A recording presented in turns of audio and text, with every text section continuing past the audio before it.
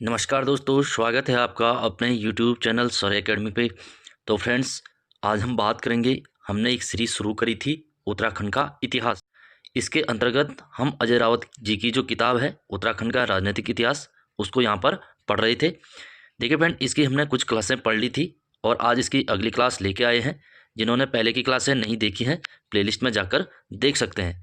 साथ ही साथ हमारे टेलीग्राम ग्रुप से जुड़ने के लिए लिंक हमने डिस्क्रिप्शन बॉक्स में दिया है, वहाँ से आप विजिट कर सकते हैं। और जो चैनल पर नए हैं, हमारे यूट्यूब चैनल को सब्सक्राइब कीजिए।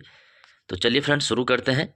देखिए फ्रेंड, आज की क्लास की जो शुरुआत होगी वो राजा भीष्मचंद से होगी। इससे पहले हमने जो लास्ट टॉपिक पढ़ा था उसमें हमने कीर्तिचंद या किरातीचंद पढ़ा था, जिसमें हमने बताया था पहला चंद नरेश है जिसने गढ़वाल शासक अजयपाल को पराजित किया था। बाद में दोनों के बीच संधि होती है और पश्चिमी रामगंगा नदी को गढ़वाल और कुमाऊं की सीमा निर्धारित किया जाता है।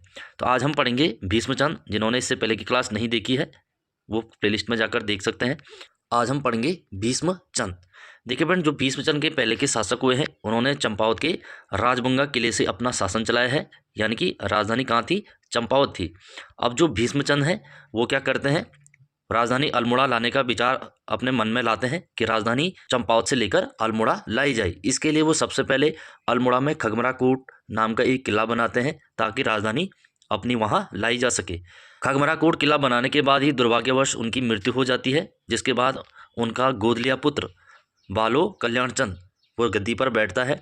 इनके बाद हम पढ़ेंगे बालो कल्याणचंद। तो इसके बारे में आपने 2-3 पॉइंट याद रखने हैं। पहला तो है अल्मोड़ा में खगमरा कोट किले का निर्माण किसने कराया है? तो वो भीष्मचंद ने कराया है। सर्वप्रथम चंपावत से राजधानी अल्मोड़ा लाने का विचार किसका आया था? तो वो भी भीष्मचंद का आया था। और तीसरा है, भीष्मचंद का कोई भी उत्तराधिकारी यानी कि कोई भी पुत्र नहीं था, तो इसने एक पुत्र गोद लिया है जिसका नाम था बालो कल्याणचंद।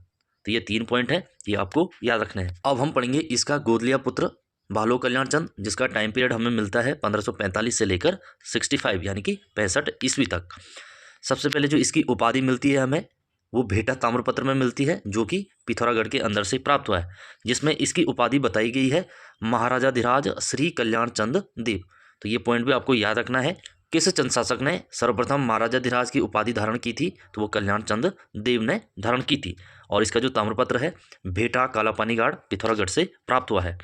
दूसरा, जैसे हमने बताया, ये भीष्मचंद का उत्तराधिकारी था। भीष्मचंद का कोई पुत्र न होने के कारण इसको भीष्मचंद ने गोद लिया था, तो ये गोद लिया पुत्र था। तीसरा जो इसका कार्य है, सबसे पहले क्या करता है, अपना जो पड़ोसी राज्य है मणकोटी राज्य, तो इसको विजित करके चंद साम्राज्य में मिलाता है।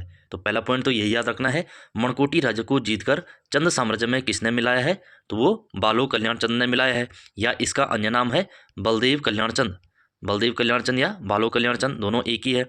ये अपने पिता की इच्छा पूर्ण करने के लिए सबसे पहले अल्मोड़ा नगर बसाता है और उस नगर में एक किले का निर्माण कराता है जिसका नाम है लाल मंडी किला। और इस लाल मंडी किले का निर्माण करवाने के बाद ये चंपावत के राजबुंगा से अपनी राजधानी ट्रांसफर करके अल्मोड़ा के लाल मंडी किले में स्थापित करता है। तो ये पॉइंट याद रखना है कि चंपावत से सर्वप्रथम राजधानी किसने अल्मोड़ा स्थापित की है? तो वो बालो कल्याणचंद ने की है, जो कि भीष्मचंद का गोद लिया हुआ पुत्र था। इसके बाद इसका पुत्र रुद्रचंद 1565 में शासक बनता है, उसके बारे में हम पढ़ेंगे। देखिए फ्रेंड, इसके बाद इसका पुत्र रुद्रचंद यहाँ पर 1565 से लेकर 97 तक शासक बनता है। इस बीच इसने बहुत सारे कार्य किए हैं और कुमाऊं के चंद्रवंश में एक महत्वपूर्ण शासक हुए हैं जिसने कुमाऊं के लिए बहुत सारे कार्य करवाए हैं। तो यहाँ से बहुत सारे क्वेश्चन एग्जाम में देखने को मिलते हैं, तो ये वाला टॉपिक आपको अच्छे से पढ़ना है। चंदों के पहले शासक कौन थे? जो मुगल शासक अकबर के समकालीन थे, तो वो रुद्रचंद थे। इनका टाइम पीरियड जैसे हमने बताया 1565 से लेकर 97 के मध्य ये शासन करते हैं, जिसमें से 1565 से लेकर 87 तक ये एक स्वतंत्र शासक हुए हैं। स्वतंत्र यानी कि इनके ऊपर कोई भी दबाव नहीं है या किसी भी शासक के नीचे ये काम नहीं करते हैं। ये स्वतंत्र कब तक रहते हैं? तो 65 से 87 तक। 1587 में क्या होता है, ये अकबर की अधीनता स्वीकार करते हैं। क्यों करते हैं? क्योंकि 1587 में क्या होता है, तराई, जो कि चंद्रवंश या चंद साम्राज्य के अर्थव्यवस्था का मुख्य केंद्र था, क्योंकि तराई में जो कृषि थी वो अच्छे प्रकार की होती थी, है ना, बहुत ज़्यादा मात्रा में होती थी। तो इसके समय तराई पर एक शासक का आक्रमण होता है जिसका नाम है हुसैन खां। तो रुद्रचंद क्या करता है, इस हुसैन खां को यहाँ पर पराजित करता है और ये खबर अकबर को पता लगती है और अकबर इससे मिलने के लिए लाहौर बुलाता है। और 1587 में ये सबसे पहले अकबर की अधीनता स्वीकार करता है, क्योंकि जो ये हुसैन खां है ये अकबर का एक प्रतिनिधि है जो कि तराई पर शासन करता है। यहाँ पर ये पॉइंट याद रखना है, रुद्रचंद ने अकबर की अधीनता कब स्वीकार की? 1587 में की है।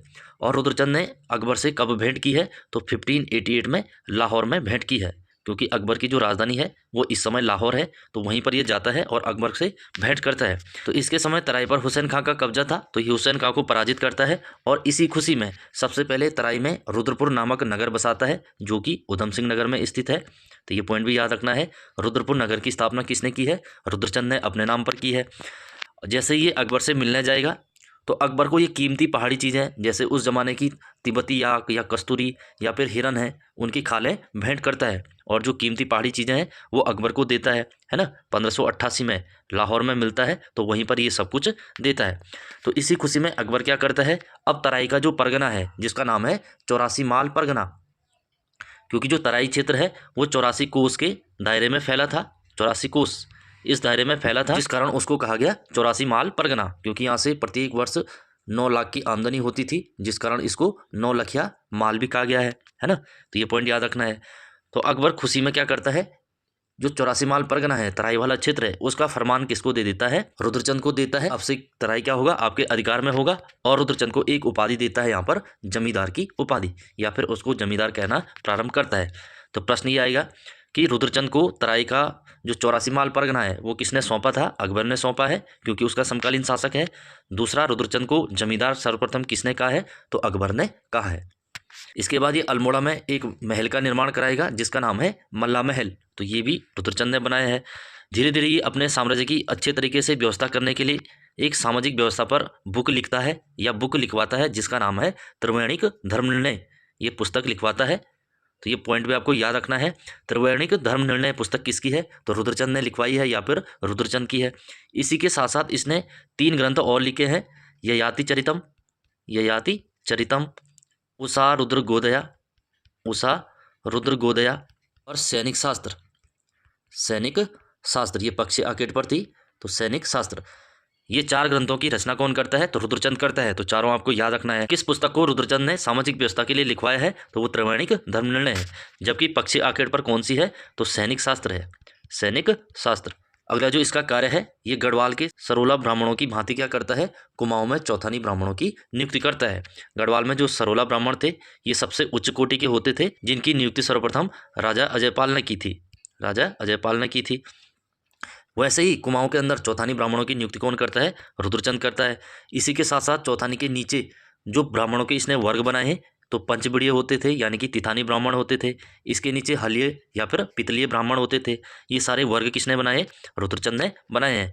इसके साथ साथ इसने बहुत सारे पदों का यहाँ पर निर्माण किया है, अलग अलग पोस्टें बनाई हैं, जिसमें से सईस होते थे, राजकोली होते थे, पहरी होते थे, बाजदार होते थे और बजनिया होते थे। इसी के साथ टमटा जो तांबे का काम करते थे या ताम्रपत्र बनाने वाले थे, तो ये सारे पद किसने निर्धारित किए हैं? तो ये भी रुद्रचंद ने कुमाऊं के अंदर किए हैं। अगली जो पद है, इसने ओली ब्राह्मणों का यहाँ पर वर्ग बनाया। इनका वर्ग क्यों बनाया?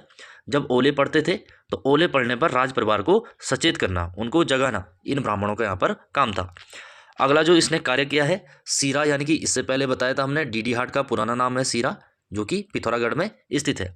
सीरा के जो मल्ल शासक हुए हैं, जो नेपाली शासक हुए हैं, उनको इसने यहाँ पर पराजित किया और सर्वप्रथम सीरा में भूमि बंदोबस्त करवाया है। तो ये पॉइंट भी याद रखना है, सीरा में भूमि बंदोबस्त किसने करवाया है? तो रुद्रचंद ने करवाया है। तो ये भी याद रखना है।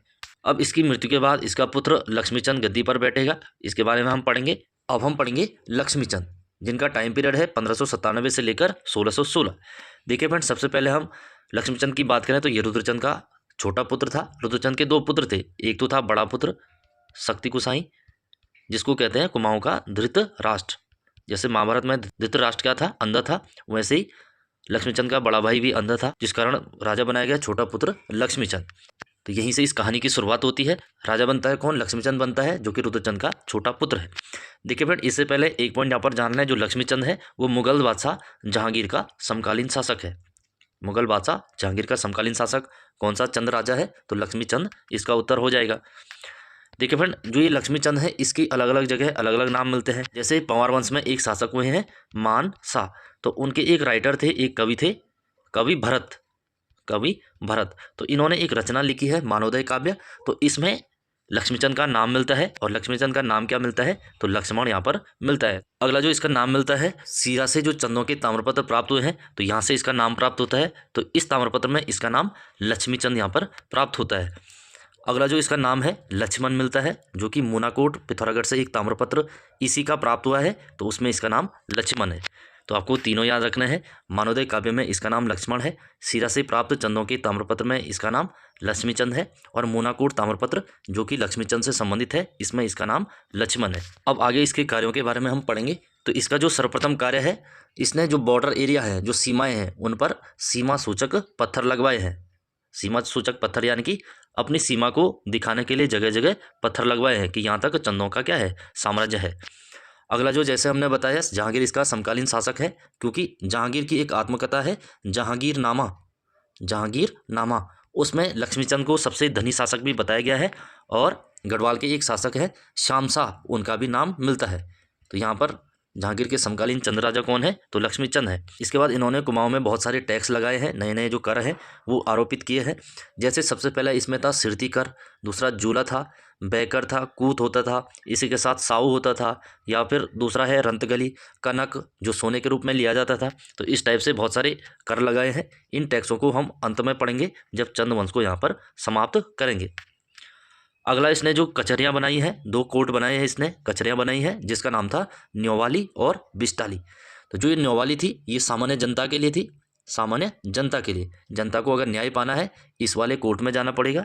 जबकि बिस्टाली किसके लिए थी, तो सैन्य कचहरी थी। सैनिक जो मामले होते थे ये कहाँ सॉल्व होते थे, तो बिस्टाली में सॉल्व होते थे।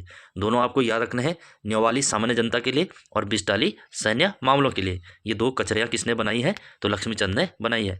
अगला जो इसका कार्य है, इन्होंने कर्मचारी की 3 श्रेणियाँ यहाँ पर निर्धारित की हैं। सबसे पहले जो कर्मचारी होते थे सरदार, तो सरदारों का काम क्या था, परगने के अधिकारी होते थे। इन्होंने परगने से टैक्स वसूल करके राजधानी तक पहुंचाना था। परगने का जो सर्वोच्च अधिकारी होता था वो सरदार होता था। इसके अलावा एक और था फौजदार। तो फौजदार का कार्य था जो सेना का सर्वोच्च अधिकारी है, सेना की देखरेख करना, सेना के वेतन से लेकर सब कुछ देखना। तीसरे जो कर्मचारी है, सबसे छोटे कर्मचारी होते थे ये, उनका नाम था नेगी। नेगी कोई जाति नहीं थी, ये एक पद था, पद यहाँ पर होता था। तो नेगी क्या थे, राज्य के छोटे छोटे जो सरकारी कर्मचारी होते थे उनका नाम था नेगी। अब अगला जो इसने कार्य किया है, 1602 ईस्वी में बागेश्वर का जो बागनाथ मंदिर है उसका जीर्णोद्धार कराया है। तो ये पॉइंट आपको याद रखना है, ये इंपॉर्टेंट पॉइंट है, ये कई बार एग्जाम में आया हुआ क्वेश्चन है कि बागनाथ मंदिर का जीर्णोद्धार किस शासक ने और कब करवाया है, तो 1602 में राजा लक्ष्मीचंद ने यहाँ पर इसका जीर्णोद्धार करवाया है। तो ये पॉइंट याद रखना है। इसके साथ साथ इसने कुमाऊं में बहुत सारे बगीचों का निर्माण कराया है, अनेक बाग लगाए हैं। तो कौन कौन से बगीचे इसने बनवाए हैं, जैसे नरसिंहबाड़ी है, आमों का बगीचा होता था, है ना, पांडेखोला अल्मोड़ा है, कबीना जो चंपावत में है, लक्ष्मेश्वर ये भी अल्मोड़ा में है, जिसमें बाद में अंग्रेज अधिकारी फॉकनर ने क्या किया है, अपने सेब के बगीचे लगाए हैं। तो ये वही लक्ष्मेश्वर है। ये सारे बगीचों का निर्माण किसने कराया है, तो लक्ष्मीचंद ने कराया है। और इसी के बाद इसकी मृत्यु हो जाती है और इसका पुत्र तिरुमलचंद गद्दी पर बैठता है। तो तिरुमलचंद को हम आगे पढ़ेंगे, तो इसको यहीं पर समाप्त करते हैं। जिन्होंने अभी तक सब्सक्राइब नहीं किया है वो कर लीजिए, और इससे पहले की क्लास नहीं देखी है प्लेलिस्ट में जाकर देख सकते हैं। थैंक यू फॉर वॉचिंग, मिलते हैं अगली क्लास में।